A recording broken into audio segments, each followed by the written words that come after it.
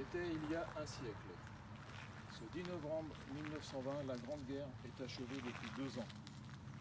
Dans la citadelle de Verdun, Auguste Tin, soldat de 2e classe et pupille de la nation, dépose un bouquet d'œillets blancs et rouges sur le cercueil d'un soldat. Parmi tous les combattants des Flandres, de l'Artois, de la Somme, du chemin des Dames, de Lorraine et de la Meuse, un de ces braves, un des poilus qui participa à une interminable guerre, un de ces Français qui œuvra à la tâche incommensurable de la victoire. Un parmi des milliers qui est devenu le soldat inconnu. Le 11 novembre 1920, le peuple de France l'accompagne solennellement sous les voûtes de l'Arc de Triomphe. La patrie reconnaissante et unanime s'incline respectueusement devant son cercueil en saluant la mémoire de tous les soldats morts sous le drapeau tricolore. Quelques mois plus tard, il était inhumé. Depuis 1923, la flamme du souvenir veille nuit et jour sur la tombe. Chaque soir, il est ravivé pour que jamais ne s'éteigne la mémoire. La sépulture du soldat inconnu est devenue le lieu du recueillement national et le tombeau symbolique de tous ceux qui donnent leur vie pour la France.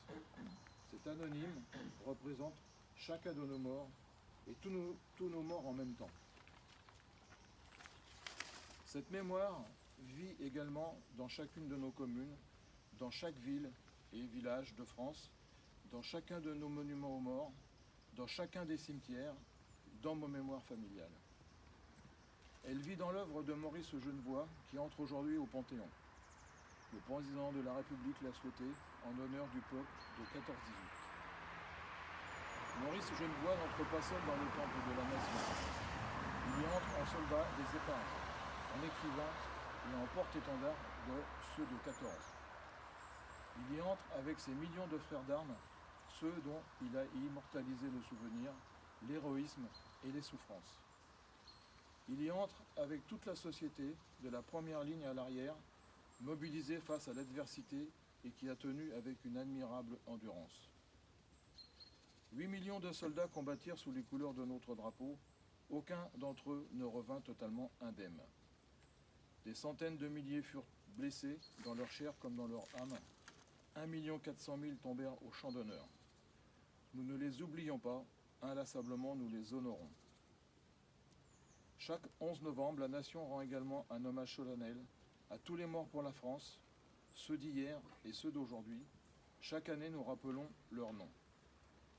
Chaque 11 novembre est un moment d'unité nationale et de cohésion autour de ceux qui donnent leur vie pour la France, de ceux qui la servent avec dévouement et courage.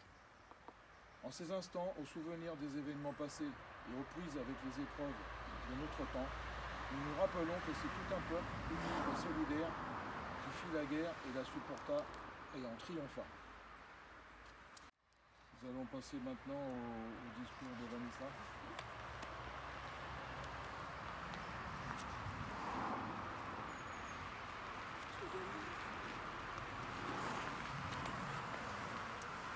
Je vais vous lire un message de l'UFAC, qui est l'Union française des associations de combattants et de victimes de guerre. Il y a 102 ans, près de la gare de Retonde, dans une clairière de la forêt de Compiègne, était signé l'armistice du 11 novembre 1918. Ainsi s'achevait, après 4 années de combats meurtriers, la Première Guerre mondiale. La France, victorieuse mais affaiblie, déplorait 1 400 000 morts, 740 000 invalides, 3 millions de blessés, des centaines de milliers de veuves et d'orphelins. Ce bilan très lourd nous rappelle nos valeureux aînés tombés au champ d'honneur et reflète l'ampleur de leurs sacrifices consentis pour un idéal de paix, de liberté et de fraternité. Conservons à cet anniversaire du 11 novembre 1918 et en hommage au glorieux comportement des soldats de métropole, des territoires d'outre-mer, des pays alliés et à leur sacrifice, la réelle dimension de ce souvenir, que nul n'a le droit d'effacer, d'amoindrir ou d'ignorer. Ils sont morts pour la France. N'oublions pas non plus nos combattants des opérations extérieures pour qui cette date du 11 novembre est la façon qu'a la France d'honorer ceux qui se battent et parfois meurent loin de leur pays. Les événements tragiques de ces mois passés nous rappellent, en effet, que l'engagement de ces soldats a un coût, celui du sang.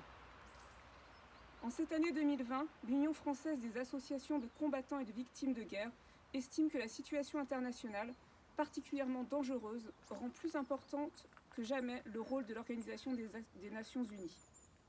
En ce 75e anniversaire de la signature de la Charte, l'UFAC invite toutes les générations, et spécialement la jeunesse, à œuvrer pour un monde plus juste, plus solidaire et en paix.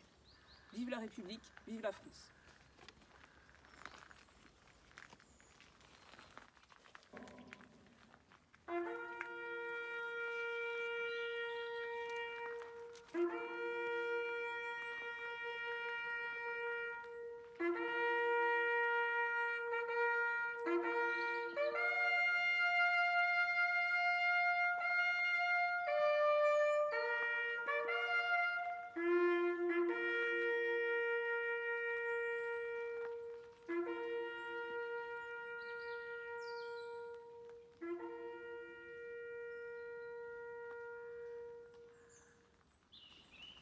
Soldats morts pour la France, 1914-1918.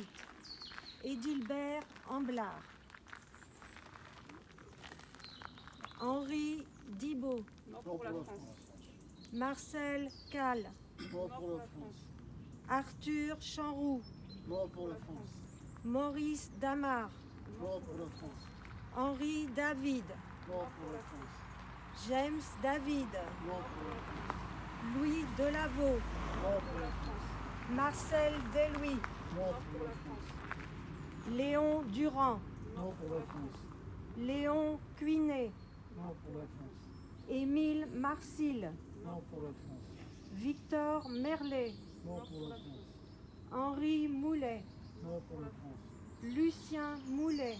Mort pour la France. Eugène Nion. Mort pour la France. Henri Palvado. Mort pour la France. Eugène Pavard. Mort pour la France. Jules Thierry. Mort pour la France. Louis Thierry. Mort pour la France. René Hivernat. Mort pour la France. Soldats morts pour la France, 1939-1945. Robert Palot. Mort pour la France. Louis Nion. Mort pour la France. Albert Piltan. Mort pour la France. Charles Barrault. Mort pour la France. Denis Amaury. Mort pour la France. Baudrin Pierre. Mort pour la France. Soldats morts pour la France, 1954. André Martin. Mort pour la France.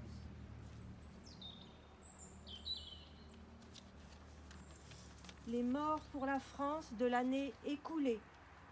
Chef de bataillon Clément Frison-Roche, 5e régiment d'hélicoptères. Mort pour la France. Chef de bataillon Benjamin Gireux, 5e régiment d'hélicoptères de combat. Mort pour la France. Chef d'escadron Nicolas Mégnard, 5e régiment d'hélicoptères de combat. Mort pour la France. Capitaine Pierre-Emmanuel Bockel, 5e régiment d'hélicoptères de combat. Mort pour la France. Capitaine Alex Maurice, 5e régiment d'hélicoptères de combat. Mort pour la France. Major Julien Carrette, 5e régiment d'hélicoptères de combat. Mort pour la France. Maréchal des logis Romain Cels de Saint-Paul, 5e régiment d'hélicoptères de combat. Mort pour la France. Chef d'escadron Romain Chaumel de Jarnieux, 4e régiment de chasseurs. Mort pour la France. Adjudant Alexandre Protin, 4e régiment de chasseurs. Mort pour la France. Maréchal des logis chef Valentin Duval, 4e régiment de chasseurs. Mort pour la France. Maréchal des logis chef Antoine Serre, 4e régiment de chasseurs. Mort pour la France. Adjudant Jérémy Lecy, 93e régiment d'artillerie de montagne. Mort pour la France. André Joux, 2e régiment étranger de génie. Mort pour la France. Caporal-chef Volodymyr Ribochouk, 1er régiment étranger de génie. Mort pour la France. Brigadier-chef Dimitro Martiniuk, 1er régiment étranger de cavalerie. Mort pour la France. Brigadier Kevin Clément, 1er régiment étranger de cavalerie. Non pour la France. Brigadier Tojo Azina Razafin Salama, 1er régiment de hussards parachutistes. Mort pour la France. Maréchal des logis Andri Fila, 14e régiment d'infanterie et de soutien logistique parachutiste. Non pour la France. Maréchal des logis ST, 1er régiment de hussards de parachutistes. Non pour la France. Brigadier Arnaud Volpe, 1er régiment de hussards parachutistes. Non pour la France. Donc nous allons maintenant observer une minute de silence.